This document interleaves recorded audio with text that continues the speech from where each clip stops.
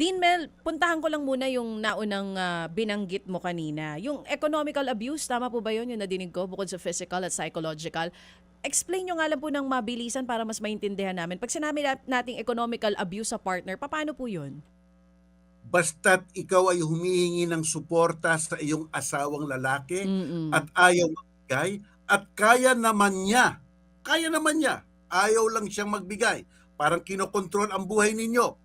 Pwede nang i-file yung kasong iyon. So, Sapagkat ang hindi susuporta ng isang lalaking asawa na may mm-mm. kaya ay tinuturing na isang krimen sa Mm-mm. loob ng 9262. Yon, so Ayan. malinaw na ngayon, hindi lang siya psychological, sa aspeto naman ng economical abuse, pwede ring magamit.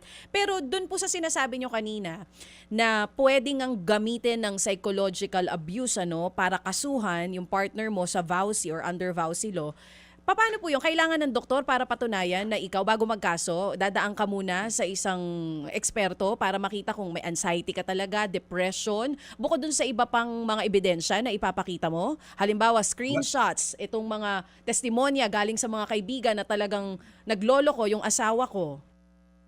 Maganda yung tanong mong yan. Alam mo, dalawang uri ng ebidensya na ipapakita mo sa korte. Isang ebidensya, documentary evidence. Maganda yan. Ito yung mga litrato, ito yung mga blatter, ito yung mga journal sa hotel, nakakuha ka, pumasok sila sa loob ng motel-hotel. O mga resibo, yan ang mga documentary evidence. Meron rin isang uri ng evidence, testimonial evidence. Ito lang ang salaysay ng naapi. At basta't iyan ang ebidensya mo, dapat makita ng West na ang kredibilidad mo at admissibility ng iyong mga salaysay ay mataas. Ang probative value ay mataas. So, ang ibig sabihin ko, malaking bagay ang may mga documentary evidence. Photographs, resibo, journal, blatter, maganda yon. Pero kung wala ka nun, pwede rin salaysay lamang ang iyong ebidensya. Basta't maituturing ka ng korte na, okay, ang itsura niya, hindi siya nagsisinungaling, kaya nga kino-cross-examine siya.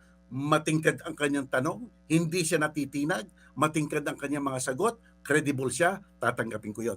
Pwedeng ganun yan.